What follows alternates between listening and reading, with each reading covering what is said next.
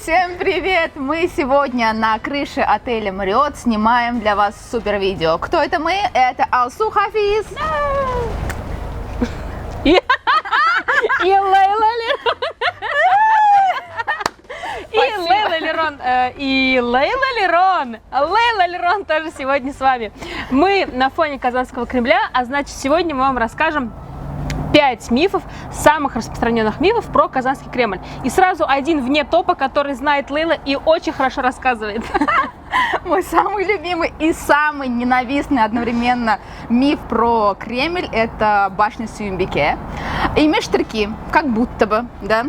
Иван Грозный был влюблен в Сюембике и решил ее поразить, и поэтому каждый день по одному ярусу строил башню, и Сюембике ему сказала: «О, прекрасная башня, дай-ка я поднимусь наверх и попрощаюсь с своим родным городом». И она поднялась и покончила жизнь самоубийством. И превратилась в белую лебедь. Да.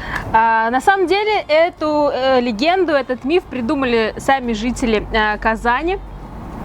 И такой миф вы можете услышать от не самого опытного экскурсовода, если наймете его, когда приедете в этот прекрасный город. На самом деле башня Сюембике была построена намного позже, где-то в конце 17-го, начале 18 века, поэтому ни Иван Грозный, ни сама Сюембике эту башню в глаза никогда не видели. И тем более уж не прыгали с нее. Да, и не строили. На самом деле царицу Сюембике еще за несколько лет до взятия Казани, Казанского ханства, сами же жители этого государства выдали Москве, и царица жила там какое-то время, потом уехала в Касимов. Какие прекрасные люди, да? Татарлар! И потом она уехала в город Касимов, и там, по некоторым данным, и находится ее могила, про которую никто не знает. На тот момент Сюембике была уже довольно в таком почтенном возрасте, мы бы сказали, дама за 30. Хотя ей было за 40. А Иван Грозный был совсем юнец, ему было всего 23 года. Вот такие истории, таких у нас еще сегодня много, поэтому не переключайтесь, и у нас топ! Итак, первый миф. Ну, не по главности, конечно, топы у нас там не по цифрам, не по рядам, да, не по значимости. Итак, первый миф – это то, что здесь очень много подземных ходов. Многие экскурсоводы про это рассказывают, что Казань находится Кремль находится на горе, и там везде изрыты ходы. А самый известный подземный ход? Самый длинный еще при этом, да, это, получается, от Кремля до памятника воинам, павшим при взятии Казани. Я хотела сказать освободителю, а потом поняла, к сожалению, в Казани пока нет такого памятника, есть только памятник тем, кто завоевал Казань. И еще один из известных подземных ходов, про которые рассказывают курсоводы, это от Казанского Кремля и вниз к Тайницкой башне. Как будто бы там был подземный ключ, из которого брали воду жители осажденного города. Но на самом деле этот миф не безоснователен. Во время раскопок действительно находили под Казанским Кремлем подвалы, какие-то ходы даже подземные, погреба, да. Но на самом деле многие из археологов и историков сходятся на том мнении, что это все-таки погреба, действительно. Что это не ходы, что между ними невозможно было путешествовать. Да, это просто какие-то вырытые штуковины, в которых хранили свои запасы юнкерское училище, либо местные купцы, ну это то, что было пораньше. И сейчас в Кремле действует музей пушечного двора. О, я там была. Здорово. И ты видела вот эту огромную яму? Да, она закрыта стеклом, и туда можно зайти, как бы посмотреть. Это то место, где отливали пушки. Вот можно на это полюбоваться в Казанском Кремле. Мне кажется, что этот миф уже давно развеян, но сценаристы этой программы и продюсер нашего шоу говорят, что люди многие не знают до сих пор про это. Итак, второй миф. Президент всегда сидит в Кремле. Да, и все, кто приезжает в Казань, заходят в Кремль, а все, кто приезжает в Казань, первым делом идут в Кремль, доходят до губернаторского дворца, теперь он называется президентский. Там есть ворота, и на воротах есть табличка: резиденция президента Республики Татарстан. И все там фоткаются. Да, у меня тоже есть такая фотка. Как будто бы я там была. В губернаторском дворце, ты как человек, который прожил всю свою жизнь в Казани, наверное, знаешь, что там было раньше. Я же еще на Бали жила. Ну, насколько я знаю, губернаторский дворец находится именно в том месте, где раньше стоял ханский дворец. Да, потом там заседал местный казанский губернатор, потом там был совет министров во время ТАССР, и потом уже это стал президентский дворец. Но Рустам Нургалиевич Минниханов сломал эту систему. Мне кажется, просто сюда заезжать сложно, вот эта вот вся канитель с заездом. Ну, раньше же не было сложно тем, кто там заседал многие-многие годы. Сейчас он находится в другом здании, на площади Свободы. Вот называется еще? Это кабинет министров. Те, кто подписан на Рустама Нургалиевича в Инстаграме, наверное, видят каждый день его фотографии вот из рабочего кабинета. Почему он там оказался, а не стал все-таки...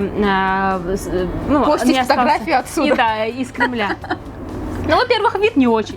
Да, я тоже думаю, что он все выбирал через вид. Ну, а во-вторых, до того, как он стал президентом Республики Татарстан, он был премьер-министром Республики Татарстан. И, соответственно, рабочий кабинет премьер-министра находится в кабинете министров. Логично. И он решил остаться на своем прежнем рабочем месте. И там ему очень комфортно, он там принимает некоторые из делегаций. Президентский дворец находится за забором, но все-таки через него можно разглядеть территорию. Там есть фонтан. Да, именно, там есть фонтан, и говорят, что он создан по образу и подобию того фонтана, который был там во время Казанского ханства. Подожди, а не придумываешь ли ты сейчас на ходу новый миф also? Потому что ты говоришь, говорят, нам нужны пруфы, без пруфов мы сегодня вообще ничего не делаем. В общем, приезжайте и сами все узнаете. Ну и сразу же переходим к третьему мифу. Не останавливайся. Нас уже не остановить, товарищи. Их будет 5, этот третий. Я умею считать. Итак, звездочка, самая красопеточка Кремля – это мечеть Кул-Шариф. И связан с ней миф, что раньше здесь была мечеть, тоже очень красивая, она разрушилась, и вот воссоздали и построили вот такой вот аналог, якобы. Да, и типа на том же самом месте. Да. А у тебя есть фотка с мечетью Кул-Шариф? Ну, если поискать, да. Но это второе по популярности место. Сначала фоткаются рядом с резиденцией президента, а потом идут... Мне кажется, Кул-Шариф уже вообще обгоняет. Думаешь? Конечно. Ну, потому что это Кул-Шариф. Но на самом деле все мифы вокруг этой мечети – это только мифы, потому что археологи, которые очень долгое время исследовали Казанский Кремль, не нашли подтверждения тому, что там был фундамент этой ханской мечети, и просто вот выбрали место, чтобы ее построить. Разрешил ЮНЕСКО построить впервые в жизни, да? Да, на территории заповедника. И они уж на радостях хоть где, но вот построим. И сделали такую красоту. Но на самом деле многие, наверное, знают, что мечети строятся на деньги, которые все жертвуют, собирают. Это, не государственный заказ какой-то, да? И мечеть Кул-Шариф была тоже именно такой мечетью. А на нее несколько десятков тысяч людей реально скидывали деньги. Донатили, как сейчас говорят. Даже есть книжка, да, которая сохранено каждое имя, кто сколько пожертвовал для этой мечети. Да, и опять-таки, если вы приедете в Казань и попадетесь к не очень профессиональному экскурсоводу, вы сможете его поставить на место и сказать: а вот на Урдек ТВ мы слышали, а вот Алсу сказала, что мечеть Кул-Шариф не имеет ничего общего с ханской мечетью времен Казанского ханства. Но она тоже была красивая, наша тоже красивая, так что вот красоту сделали. Мечеть Кул-Шариф на самом деле и уже сейчас овеяна многими мифами. После того, как ее построили, многие стали называть ее, в основном местные СМИ, что это самая большая мечеть Европы. Ну нет же уж. Ни по одному из признаков она такого не является, не верьте. И еще. Пока коронавирус, надеюсь, когда вы смотрите это видео, что закончилось, продают одноразовые платочки, одноразовые юбочки для девочек. Продают? Продают. Все, вот. 70 рублей сверху захватите. Приходите со своим. Со своими платочками. Китте колга. Дуслар, чтобы развенчать следующий миф, нам надо мысленно выйти из Кремля и встать около башни, как она называется еще? Спасской. Спасской башни, где вот как раз-таки памятник Муса Джалилю. Да, да, вот там. Есть такой миф, что на этом месте должен был стоять памятник Сталину. На самом деле на этой площади... Что только не стояло. Да, что только, вот реально, что только не стояло. Самый первый памятник, который там появился, это был памятник Александру II, императору. Он там простоял вплоть до революции. Во время революции там поставили монумент труда. Там был такой чувак с какой-то механической шестеренкой. Ну, в общем, воспевали труд, как это очень любили в 18 году. А вот после этого монумента он был сделан из не самых качественных материалов, поэтому очень быстро разрушился. И вот именно с этого момента начинаются мифы. Как все в 18 году. Ну, знаешь, что-то простояло 70 лет. Вот после этого начинаются мифы. Что вот Сталин поставить должны были сталинский памятник. Да, сначала якобы там должны были поставить памятник Ленину. И даже вроде бы как он там стоял, но его потом перенесли на Почему вроде бы? Невозможно разве поднять? Это же не так давно Смотри, было. Есть фотографии, но они очень плоские. И, ну, как бы, это очень нереалистичные фотографии. И, возможно, это был макет. Потому что было много мест, куда хотели поставить памятник Ленину. И в итоге остановились на площади Свободы. Хотя можно было и здесь, и там, да, ну что тут? И в музее, и вообще на каждой улице. И было в дворах. Ленина мало было. Дайте больше Ленина. Ну и Сталин такой, я тоже хочу, да? Да, в 51 году тут такие, а у нас нету памятника Сталину, надо ставить. Ну, сейчас же нет у нас памятника Сталину. Это еще один миф вокруг памятника другому деятелю советской эпохи, наркому тяжелой промышленности Серго Орджоникидзе. Как ты это выговорил? В Казани есть авиастроительный район, там есть соцгород, и там стоит памятник Серго Орджоникидзе. Его не так давно отреставрировали и вернули на свое место. И вокруг него есть тоже миф, что на самом деле это был памятник Сталину, но трубку в руках заменили на бинокль, заменили надпись на постаменте, и получился Серго Орджоникидзе. И мы ушли далеко от Кремля, возвращаемся обратно к Кремлю.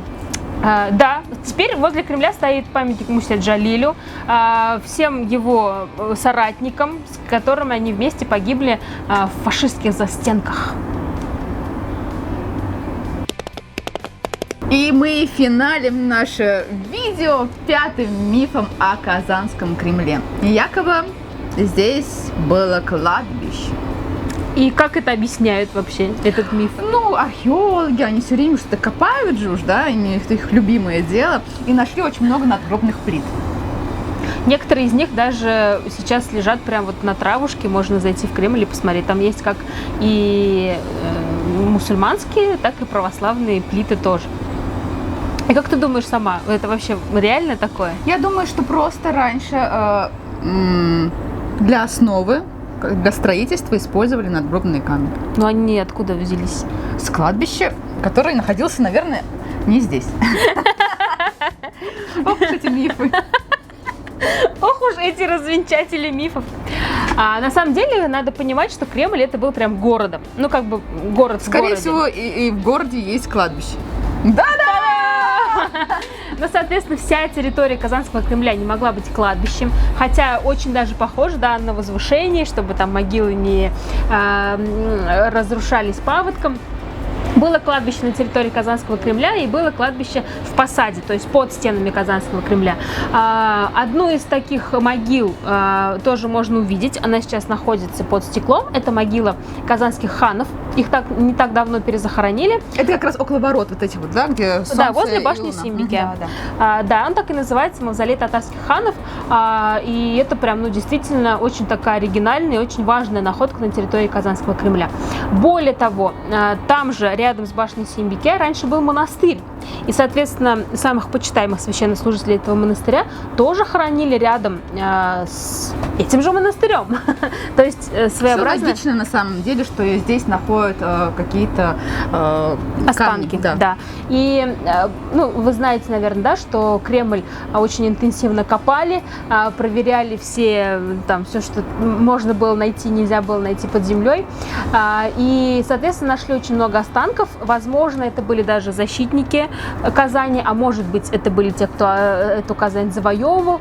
Но, как бы то ни было, все останки, которые были найдены в 90-х годах, уже во второй половине 90-х годах, они были захоронены в некрополе в парке Горького. Вот у нас есть кладбище еще и в парке. Можем себе позволить. Друзья, спасибо за ваши лайки, спасибо за дизлайки, спасибо, что вы смотрите нас, спасибо, что репостите пока своим родителям это видео. Я очень надеюсь, что это видео вас вдохновило приехать в Казань. Те, кто еще не был, те, кто был, приедут в этот город еще раз и пройдутся по тем же самым местам и вспомнят наши мифы. Возможно, я очень надеюсь, что вы придете на эту прекрасную террасу и полюбуетесь видами, которые отсюда открываются. Отсюда видно не только Кремль, на самом деле, видно вообще весь город. Поэтому всех приглашаю приезжать в Казань. Мы вас всех любим, обнимаем виртуально. Я не всех люблю. Тех двоих, кого она не любит, мы напишем в списке описания. Репостите это видео, показывайте своим родителям. Лайки, дизлайки. Всех обнимаю еще раз. И денежки присылайте еще.